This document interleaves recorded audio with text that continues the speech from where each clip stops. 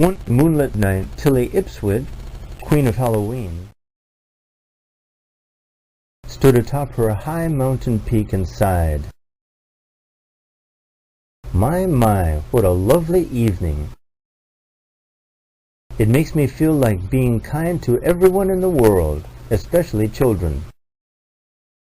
For a wicked witch to have such kindly feelings was, to say the least, quite a switch. Here it was, nearly Halloween, and Tilly was acting as if she were Queen of the May. Her pet cat, Kit, hid behind a rock and yowled, meow, meowch.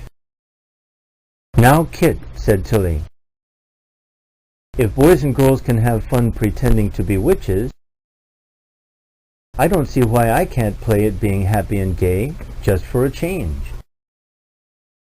But later, when Tilly tried to switch back to being a wicked witch again, she couldn't. She ran inside her house and looked in the mirror. "That's queer," she said, giggling. "I don't look a bit like my mean old self. Now, how can I frighten children when I feel so good?" Something certainly had to be done about this, and in a hurry. Tilly spread out a map on the floor. "Maybe I ought to go see a witch doctor," she told Kit. "I've heard of a Dr. Ouija who lives on this tiny island called Wahoo. They say he cures witches without taking stitches." Tilly put on a purple dress and dashed down to her broom port where she kept her new flyer, a surfboard with a whisk broom for a skeg. "Take good care of the bats and owls, Kit," she shouted as she sailed into the sky. "I'll be back when I feel worse." With the skill of a seasoned surf rider, Tilly rode the crest of the billowy clouds, singing as she streaked along. At last she sighted the small island of Wahoo far below. After making a happy landing, Tilly danced along to the door of the witch doctor's hut. But instead of being pleased to see Tilly in such a giddy mood, Dr. Ouija was horrified. "Ah, wahi! Ah, hogwash!" he bellowed, which in Wahooese means, "You happy witch, you are very bad." Once inside his hut, the doctor examined Tilly from the tip of her hat to the tips of her slippers. Finally, he handed her a card on which was written this prescription: "Miss Fitch's Finishing School for Witches." Tilly hardly needed to be told what this meant.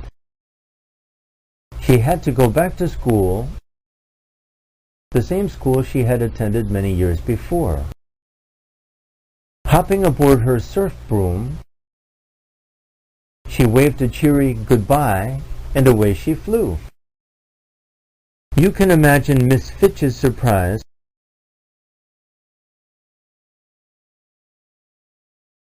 her former prize pupil standing there smiling.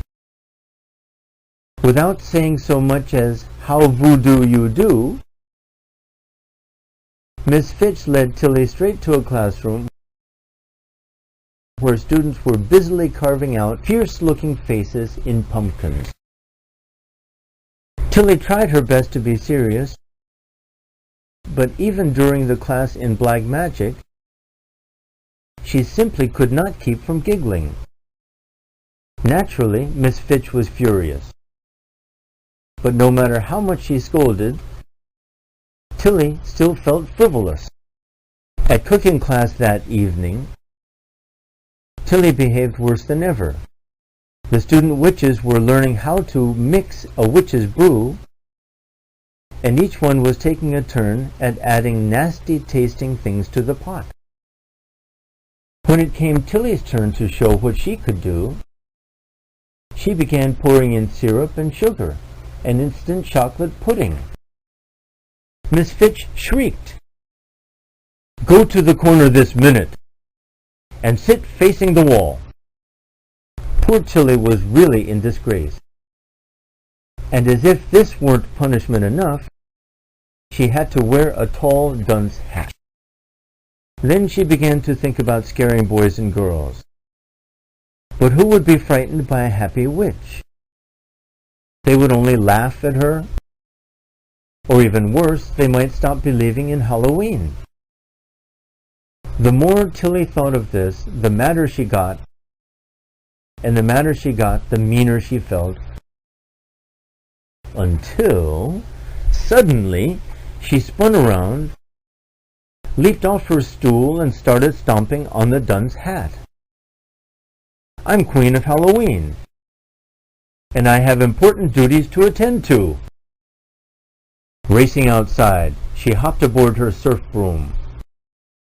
Miss Fitch leaned out the window as Tilly sailed away. Congratulations, Tilly, she called. I knew you'd remember your duty. You're the best student I've ever had.